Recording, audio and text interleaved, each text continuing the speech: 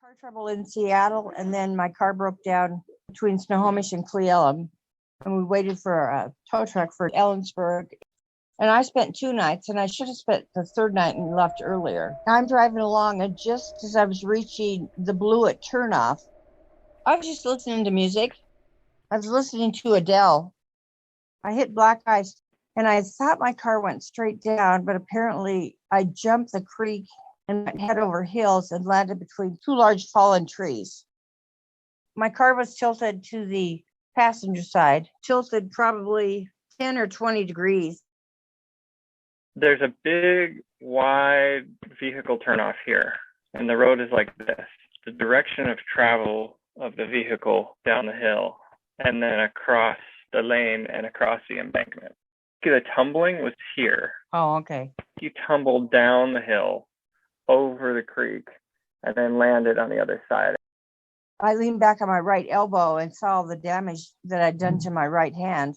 Well, I had bones sticking out of the palm and out of the top, and my index finger looked like a segmented caterpillar.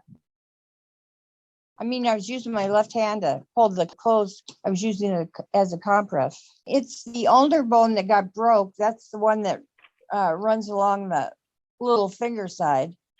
And then the radius that runs along the thumb side was dislocated. I mean, I don't remember hitting anything with my arm. I was probably the dashboard. My shoes came off. I tried to use my feet to get the keys out of the ignition, and they fell to the floor. My phone was on the front floorboard. My boots, my bag, all that stuff was on the front floorboard. Once I got the seatbelt off, it was a dagger. Once I got the seatbelt off, it threw me into the back seat. I should have grabbed my phone before I cut the seatbelt off. That and my bag and 2 bottles of water on the passenger side and some pain medication inside my bag, which I could have used, actually. I was thinking, oh shit, I'm in trouble.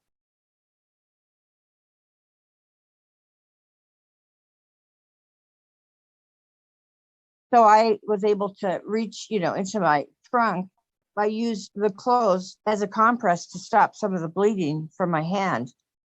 And then once they were soaked, out the window they went. I emptied out the clothes and I used the bag, and I used that plastic bag. I pulled it over my feet and down my legs for protection. And then I used the hatchback cover. I put it across my seats and used my really large sun visor across that to keep the elements out.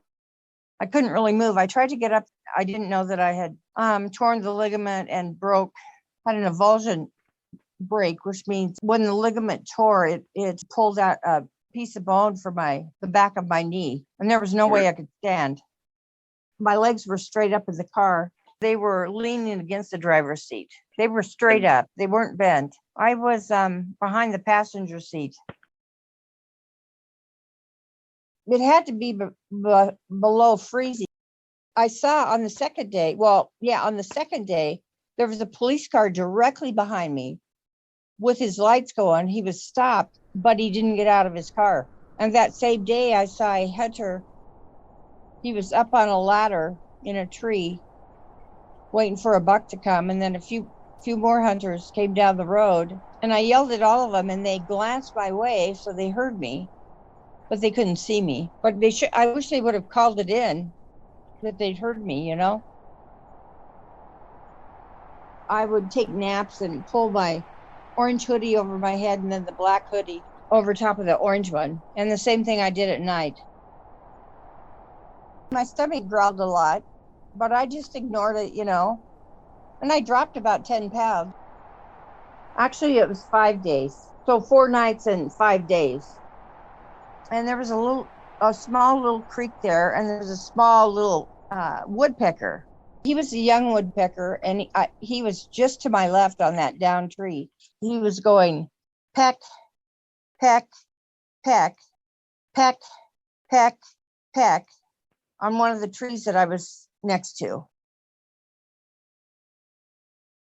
The creek is kind of interesting because it actually spends most of its time on the other side of the road. But right here, it goes on this side of the road, and then it goes back over and crosses under again.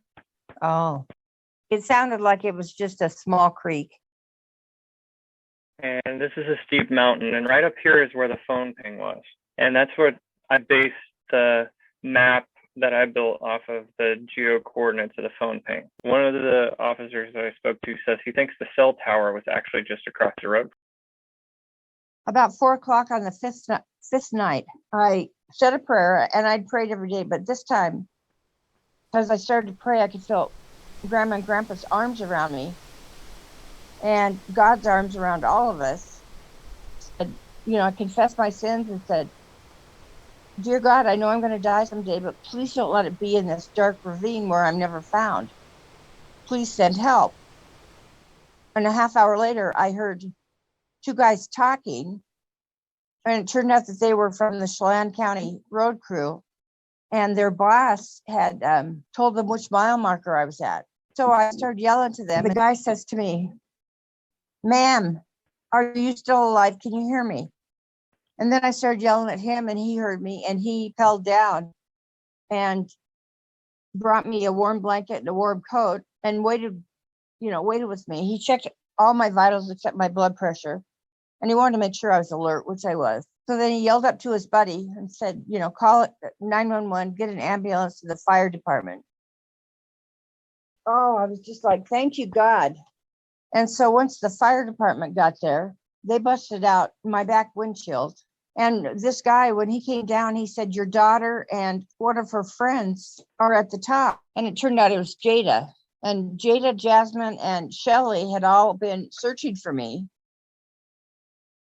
So once he knocked the glass out of the back windshield, and they brought in the jaws of life, took the roof off basically. And they put me in a basket, used a machine to bring me up to the top of the hill. Anyway, it took about a half hour to get to Wenatchee. They took me to and scanned my whole body to make sure I didn't have any abdominal injuries or head injuries or any of that stuff. And luckily I didn't. I was so dehydrated. Anyway, then they moved me to my room, and I was there for 2 weeks. Well, I just praised God that he sent help. And I was so relieved when I heard the two men talking. And then when Kobe came down and brought a warm coat and a warm blanket and stayed with me, he stayed the entire time. I think it could have lasted 2 more days, but that would have been 7 days without water. So I was getting close to the end, had I not been found.